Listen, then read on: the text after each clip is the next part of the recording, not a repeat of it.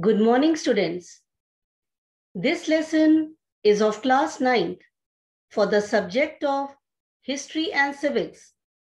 Chapter 1, Our Constitution, starting on page number 122 of your textbook, titled Total History and Civics ICSE 9, and is being submitted to you on 26th April 2021. This voice is of Millie Bhatnagar. Students, do you know what is a constitution? The constitution is that body of rules and laws according to which a country is governed. It defines and determines the form of the government, the powers to be exercised by the three organs of the government: the legislature, the executive, and the judiciary, the limitations on these powers, people's rights and duties. The Constitution establishes the rule of law, which means the absence of arbitrary powers, equality before the law, and freedom from illogical, unfair, and unjust laws. The cabinet mission, which arrived in India in 1946, put forward the proposal for setting up of a constituent assembly whose members were to be elected by the provincial legislative assemblies. The princely states were represented by the members who were nominated by the rulers. The Constituent Assembly, meant for undivided India, was to have 389 members. It was the Constituent Assembly which framed the Constitution of India. The Constituent Assembly had its first sitting on 9 December 1946. Dr. Sachidananda Sinha, the oldest member of the House, was the interim president of the Assembly. Dr. Rajendra Prasad was elected its permanent president. The membership of the Constituent Assembly got reduced after the Muslim League boycotted the Assembly to demand for the creation of Pakistan. The members which belonged to the territories which went to Pakistan withdrew from the Constituent Assembly. The Constituent Assembly had members from all major and smaller communities: the Hindus, Muslims, Sikhs, the Anglo-Indian, the Christian, and the Parsis. The weaker sections, and in particular, the scheduled castes and the scheduled tribes, were given due representation in the assembly. Among the women members, we may refer to Sarojini Naidu, Vijay Lakshmi Pandit, etc. The assembly was thus a mini India. All major regions and sections of the society were represented in the assembly, and it was to be the mirror of the nation. Let us take a short break. You are requested to kindly pause your audio for 3 to 4 minutes after listening to the questions carefully and write the answers in your notebook. When was the first sitting of the Constituent Assembly held? Who was elected as the permanent president of the Constituent Assembly? Name 2 women members of the Constituent Assembly?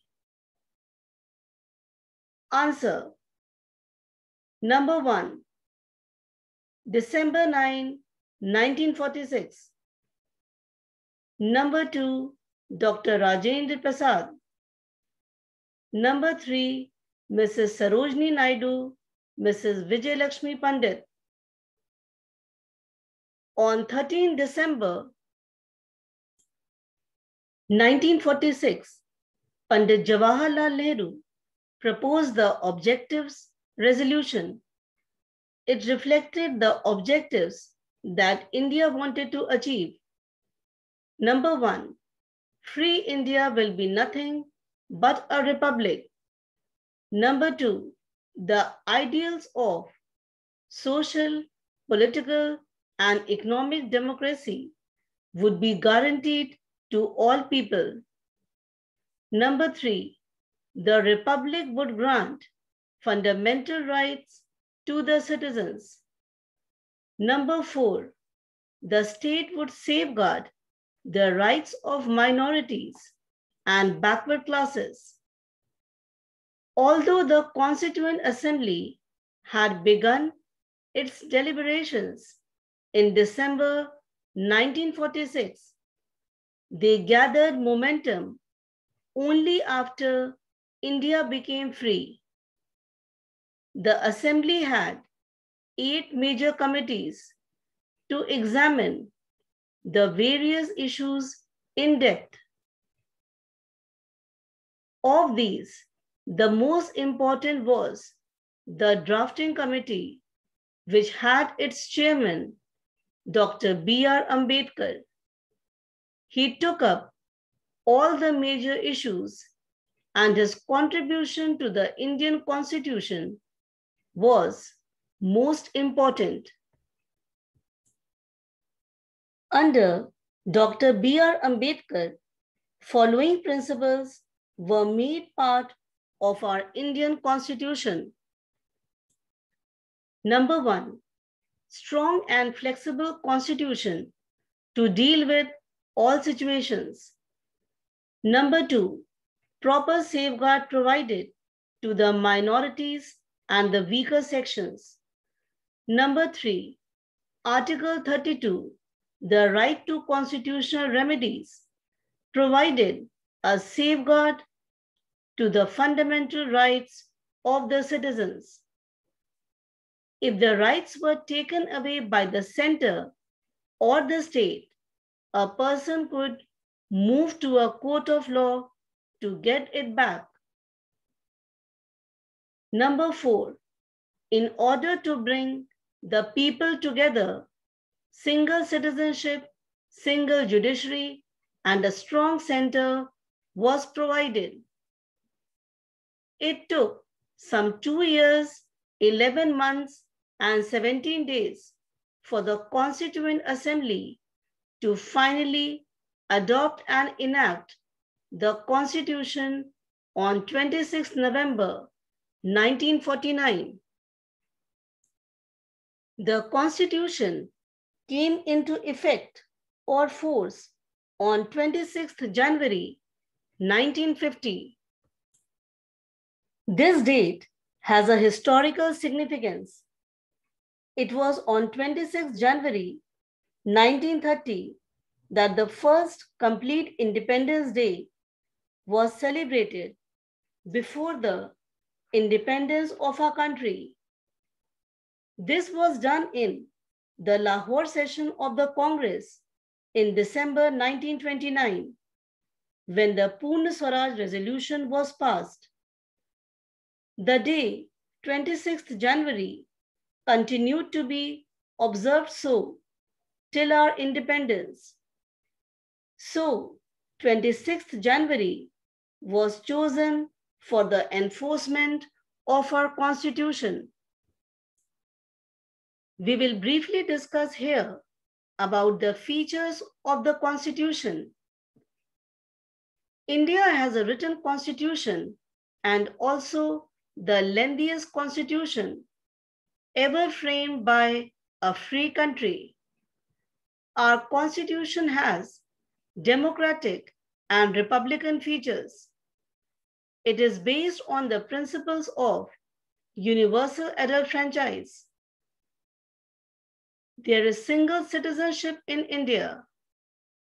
It lays down fundamental rights, fundamental duties, and directive principles of state policy.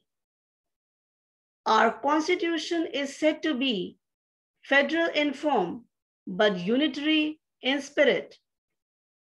Students, please read the chapter again and complete the following home assignment. Short answer questions 1, 2, 5, 6, 7, and 8. Structured question 1 ABC, 2 ABC. With this, we end this interactive audio session. Thank you.